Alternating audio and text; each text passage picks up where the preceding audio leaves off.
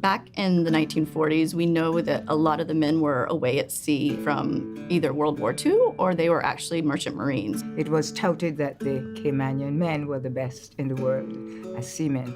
Many of them obtained formal qualifications and moved upward in the industry, some all the way to captain. However, this meant that for many years, those seamen spent very little time at home. My husband, being a seaman, had been gone from Cayman in his first trip about 4 years before he ever returned. My father was never there for us. At a very young age, he went off to sea and was gone for donkey's years before he returned. They came home for 2 weeks to 3 months, and a lot of them just came home to rest and have a vacation.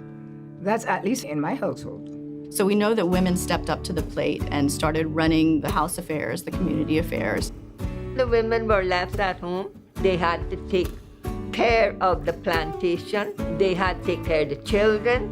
We lived day to day, what we could grow in the ground, what we could catch out of the sea, and what the thatch rope that my mother made could provide for us. So we had to cut firewood. We had to go get water from the well to wash the clothes. And was no washing machines and dryers in those days. We did washing by washboards, and we used brown soap, and that would be bought from the 1 or 2 stores that had everything, a few groceries and other amenities that we used. There were some men in Cayman society who did not go to sea. Among them were the island's merchants. A merchant was a person who owned a shop.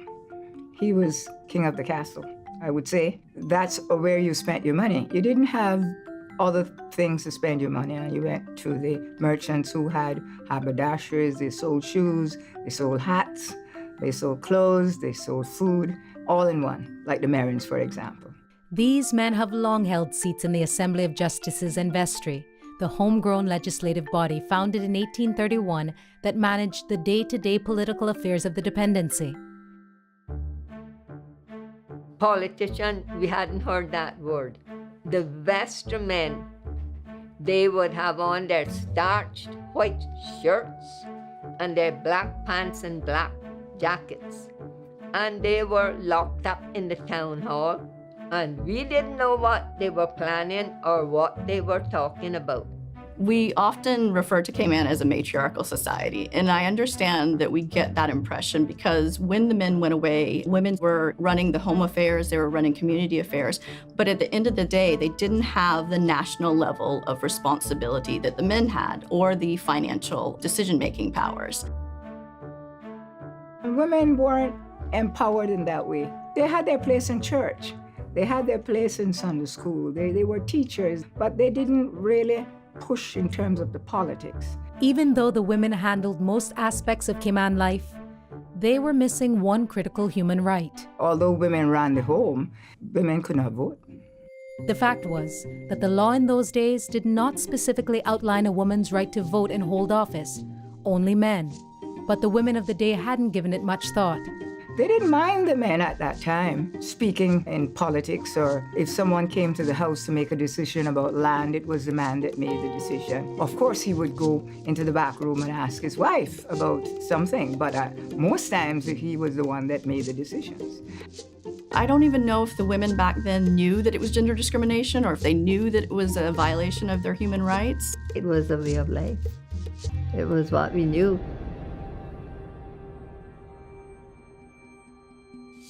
As communication from the rest of the world became more available to the Caymanian people, stories of activism and women's rights were becoming more prevalent in the homes across the islands. Through radio, and they used to get papers from Jamaica, so we know that Jamaica actually had the right to vote long before Cayman did, even though we were a dependency of them.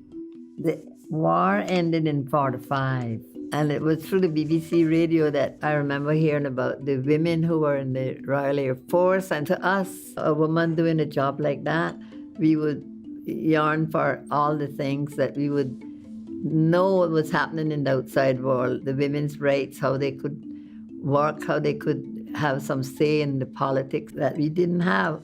It was sort of frustrating. Looking back, I can see that was the beginning.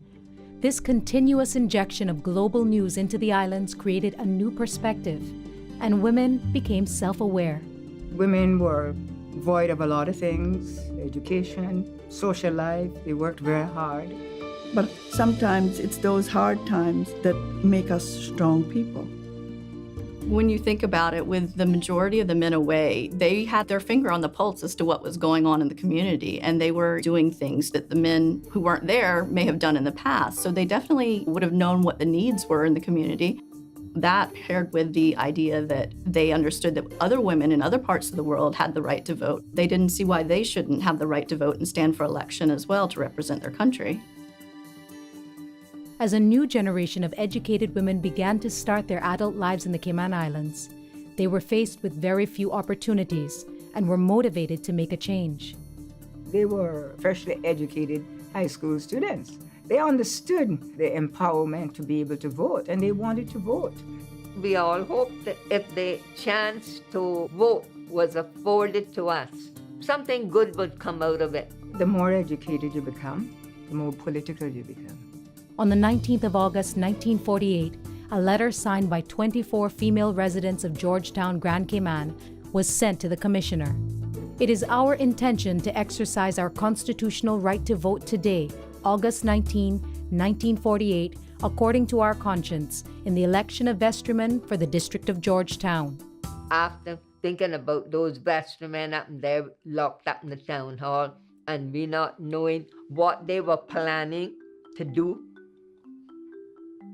I was happy to sign. And so were my girlfriends. We were most eager to sign, and we did. I'm really inspired by those women who were brave enough to sign that petition because they saw the injustices that were being done by our leaders of the time of not allowing women to vote, just as men had the opportunity to do. But the strongly worded petition fell on deaf ears. To vote in those days was a man's place, and not all men voted. You had to pay poll tax, and if you did not pay that, you did not vote. So a lot of the poorer men never got to vote.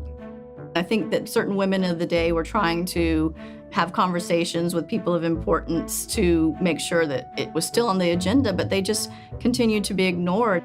We didn't expect just because we signed something was going to happen right away. We hoped at least in a few months or a year or two, something good would come out of it. Oh dear, that was really sad. I think the women were not like the millennials now. I mean, that could never happen now in the Cayman Islands. They were quite obedient and said, okay, fair enough. Most of us had forgotten about it. I got married, had my children. But even though their initial efforts weren't successful, the 24 women who signed the first letter in 1948 created the platform for change. 6 years later, Mrs. Ethel Cook Bodden, an Englishwoman married to a Caymanian, approached the new commissioner regarding the right for women to stand for election to the Assembly.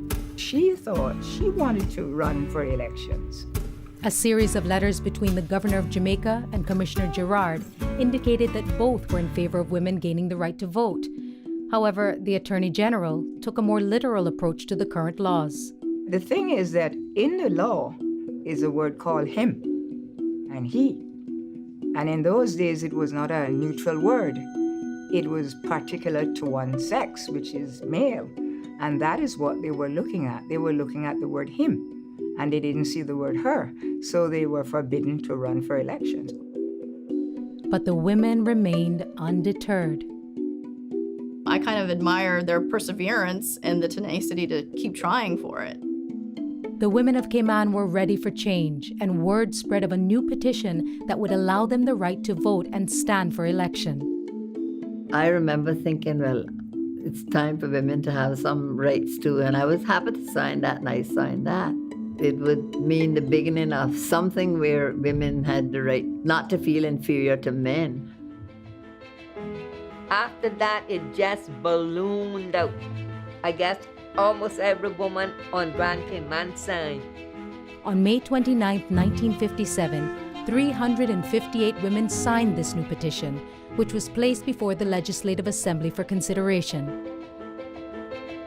We, your humble petitioners, do hereby pray that women should be permitted from henceforth to exercise the right of voting in elections, that they should be permitted to hold public office, and that in any new law or consolidation or codification of the law of the Constitution of the Cayman Islands, the right of women to vote and hold public office should be safeguarded, so that we be not regarded by you or by the world as less worthy than the women of other lands who have been accorded those rights.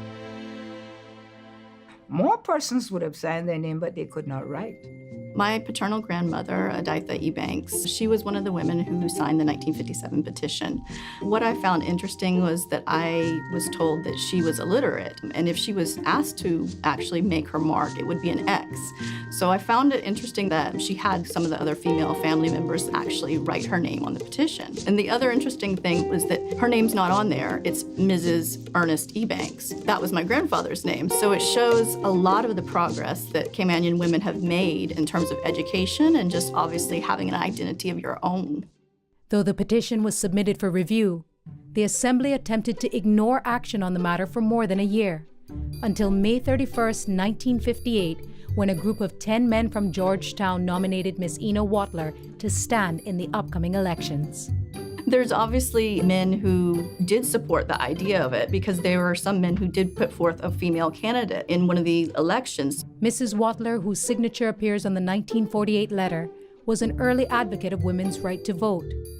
However, in light of the acting Attorney General's opinion of 1954, Commissioner Donald found himself unable to accept her nomination. Instead, he offered the hope that within a year or thereabouts, the position will have changed. It's probably the political climate of the time where Cayman was about to get a new constitution. So this type of environment sparked the idea of, hey, this hasn't been addressed yet. We really need to address it. In the late 50s, the relationship between the Cayman Islands and Jamaica was rapidly shifting towards separate governing bodies. In July of 1958, Commissioner Donald was informed by the Chief Secretary in Jamaica that a sex disqualification removal law had to be passed before the new constitution came into operation. The governor of Jamaica forwarded a draft bill for the removal of the sex disqualification law to Commissioner Donald. And on the 16th of October 1958, after a meeting of the committee, a note was sent to the Assembly recommending that the prayer of the petitioners is granted. I can remember thinking, well, things will get better, and they did so fast. The bill was passed into law on the 8th of December 1958. And on the 23rd of September 1959, in the first general election following the bill's passage, the women of the Cayman Islands finally participated in the electoral process for the very first time. Prior to 1959, women were like in the background, but because of the courageous women, we now have a right to vote. And ever since then, women have made up the majority on the voting list. If it wasn't for those initially brave 24 women from Georgetown, quite frankly, I'm not sure that we would have gotten here maybe as quickly as we have. Knowing that I come from a history of strong Caymanian women has really inspired me to do what I can to continue to pay it forward. After the petition was signed, we know that Annie Hulda Bodden was the first woman that was nominated to serve in the Legislative Assembly. And we know that Evelyn Wood was the first woman who was elected to the Legislative Assembly. And from there on, we have seen women in the Legislative Assembly. Miss Annie Hulda Bodden, the first woman appointed as an auditor for the Cayman Islands government and the first female law agent, became the nominated member of the Legislative Assembly. She successfully ran as the representative for Georgetown, a seat which she defended in every election thereafter until 1984. Knowing that history, seeing Miss Annie standing as the lone woman in the Legislative Assembly for so long definitely inspired my move to be a representative for the country. Mrs. Sybil McLaughlin, who became the first Caymanian Speaker of the House, remembers, they may not have always shown it, but once the women were voted to the House, the men began to respect them. They knew it was time for us to work side by side. He who is touched by a decision should have a hand in it. And women need to be sitting on the boards, and they need to be in the Legislative Assembly where they make decisions for their families, because women are good at that. I am honored to be here today in the presence of so many inspiring women, commemorating the passing of legislation in 1958, which granted women the right to vote and hold office in our beloved Cayman Islands. And it is as a direct result of their actions more than 50 years ago that I am able to stand where I am today. Over the last 60 years, what have women accomplished? It wasn't until 1995 that the issue of women's affairs was not even considered a government responsibility. The motion that was passed in 1995 that was brought by the late Honorable Edna Moyle was an important milestone that led to recognizing the need to specifically look at, well, issues affecting women. That has since evolved to the establishment of the Gender Affairs Unit within the ministry. In 2004, there was a national policy on gender equality that was passed in the Legislative Assembly. We were actually the first country in the Caribbean to have a gender policy. Out of that policy was really the driving force for a number of the other initiatives since then. There's continuous movement in legislation as well. We had the improvement of the protection of domestic violence law. We had the gender equality law, and obviously the establishment of things like the Women's Resource Center, the Crisis Center. All these things help towards promoting the environment for gender equality. One of the first things that I did as minister was to convene the first ever National Conference on Women. We looked at the various principles enshrined in the Convention on the Elimination of All Forms of Discrimination Against Women, which is also commonly known as CEDAW. I'm happy to say that 2 years later, we were actually able to successfully get the CEDAW Convention in March 2016. So now we actually have a tool that will be acting as a measuring stick, in which we have to report on a regular basis what we're doing in the country to try to achieve gender equality. But even though the Cayman Islands have strengthened their laws and policies as it relates to gender affairs, the goal of true gender equality is still a work in progress. I believe that gender equality is not moving as fast as it should in the Cayman Islands. In 50 years, we have only been able to put 10 women in the hallowed halls of Parliament. That is an indictment on the Cayman Islands. Equality is very much an aspirational goal. I don't think any country has actually achieved that in its purest form. The 2010 census data has revealed that at all levels of education, women still make less than men. I think that that's a prevalent issue that we need to address locally in the Cayman Islands, is one of equal pay for equal work. For two persons, whether it's a man or woman doing the same job, but getting different benefits, getting different pays, that's just not acceptable. Another area of gender discrimination that I think that we don't think about as gender discrimination is sexual harassment. And that's something that in the Caribbean that most women have experienced at one time or the other. It's when you go into public spaces and you're catcalled, you're called vulgar names, things like that. This doesn't happen to men. So it is a form of gender discrimination. I think that it starts in the home. You have to teach both boys and girls that girls are not valued for the way they look or what they're wearing, but they're valued as a human being and what they can contribute to society. When we start to have messages like that coming from the home, then that's going to change the way that boys and men interact with women in public spaces. I think by raising the level of awareness about domestic abuse and domestic violence, we've seen the incidence of reporting of domestic violence has increased.